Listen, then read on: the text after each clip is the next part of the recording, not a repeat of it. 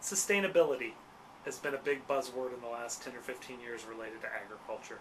And what about sustainability with the soil? How have you seen things change in your lifetime with agriculture impacting soil? Yeah. Well, going back before my lifetime even, and you sent something over last week about the quote that's on, and you know where that quote That's is? Andrew Draper. Yeah, Yep. So Andrew S. Draper, 1899. Let's go ahead and add. So this is the wealth of Illinois is in her soil, and her strength lies in its intelligent development from Right. 1899.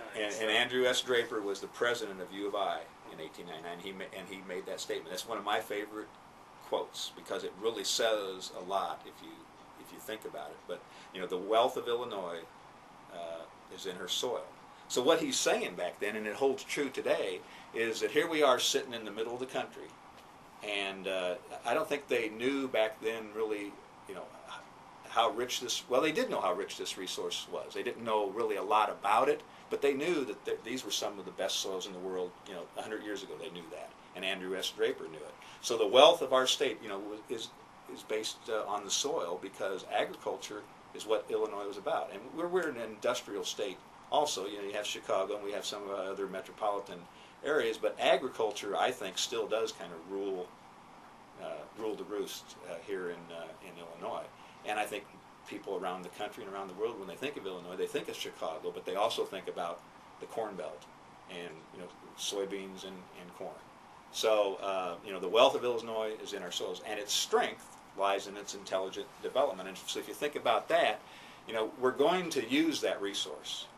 And it's not only going to be used for growing crops. You know, we're a developing state, we're an industrial state, a manufacturing state. So the soil resource has to be used for other things too. And so how do we go about using that resource? And how do we go about sustaining, you know, the areas that need to be, you know, kept in crop production, you know, to help feed the world? And what areas can be developed? Because we need to develop our areas. It was just that it's not how are you going to develop, or you know, it's not are you going to develop. It's how are you going to develop, and where are you going to develop. And if you really consider the soil resource when you're thinking of development, then that leads you to wise land use decisions. And I think that's what he was, you know, talking about back then. That we've got the best soils in the world. That makes us one of the richest places in the world. And if we're going to grow, we need to make sure that we protect and sustain that resource. And I think one thing that a lot of folks who are not familiar with agriculture or even ecology and protection of natural resources, they fail to realize is agriculture always looks after sustainability, but sustainability in the time of Laura Ingalls Wilder is different than sustainability now. You know, and even I remember 20, 30 years ago, you know, everybody plowed fields to the fullest extent because that's what you did. Yeah. You know, and the first snow turned all black on the top because the soil blew over the top of it. We don't do that anymore.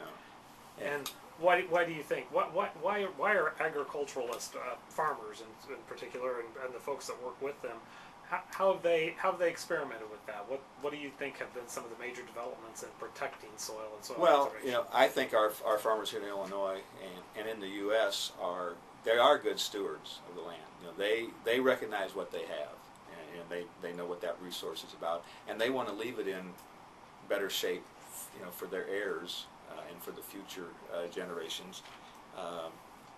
And so they're going to try to do what they can to make sure that they protect that resource and sustain it. So through the years, you know, you have the dirty 30s with the Dust Bowl, and that's happened because they tried to get into wheat too much out in the Great Plains, and because the price of wheat was skyrocketing, and they were starting to plow up areas out there that should have never been plowed. And that was really kind of the start of you know, the dirty 30s and some of the erosion that happened that led to the Soil Erosion Service and the Soil Conservation Service, and now evolving to the Natural Resources Conservation Service forming, was because of that catastrophe back then. But so the farmers, I think, didn't know. They didn't have the education to know what was going on with the complexity of climate and the environment and soils as they do today. And so I think, the bottom line is farmers are like anyone else. They want to put money in their pocket. So they're going to go out, they're going to follow the markets, they're going to plant more corn than beans in years like we've had the last few years. But they, in the back of their mind, they know they have to protect the resource. And there's organizations and federal and state agencies out there that help them do that with some of the cost share programs we have and some of the conservation practices. So you look around central Illinois and Illinois in general, and there are good farmers all over that are adopting conservation practices, installing, applying the conservation tillage, grass waterways, filter strips, diversions, to protect their farms and to keep their soil in place on their farms, for their productivity and for future generations. It's just in the blood. And sometimes there's this, you can't be an agriculturalist and be in conservation as well, and I think that's a misnomer. People don't realize that. Some of our original conservationists are agriculture. Yeah. So, trying to, unfortunately, I don't think people in ag do a very good job telling their own message. Definitely. They haven't done that for a long time. They don't. Yeah, that's kind of just the nature of the beast. They just go about doing what they do and don't blow their own horn a lot of times. But thinking jobs and careers for students, high school and elementary students, as they're thinking about jobs, what do you see the future in job development for folks in conservation and related to soil? Do you think there are opportunities out there in the next 10 to 20 years? For sure. I think, I look at what I do in soil survey, and it's an exciting time to be a soil scientist and to be working in soil survey, because we've got the soil survey for the state is it's not really completed, but we have a database now.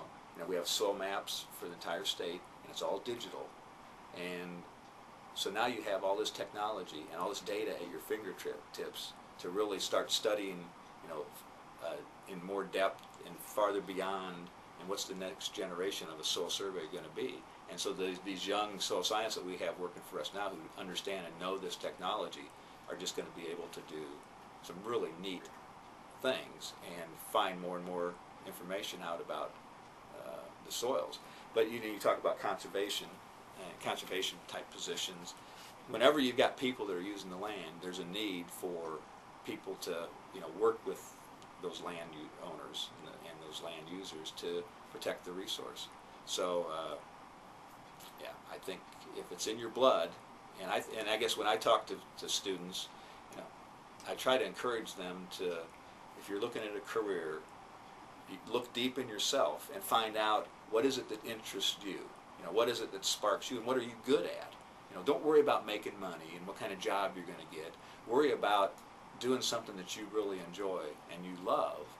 And if you like being outdoors and you like working with nature, you like being on the farm or working with the natural environment, or working with farmers, then pursue those type of courses and those avenues that will lead you to that kind of job, and then the jobs will take care of themselves. I think if it's in your blood and you show a passion and you're smart enough to study hard and get good grades and get the experiences that you need, and don't worry about what you'll be, but worry about what you'll become, then I think the jobs will be there. So got to be pretty exciting for you to have a daughter who's kind of followed in your footsteps. Oh, it is. It is.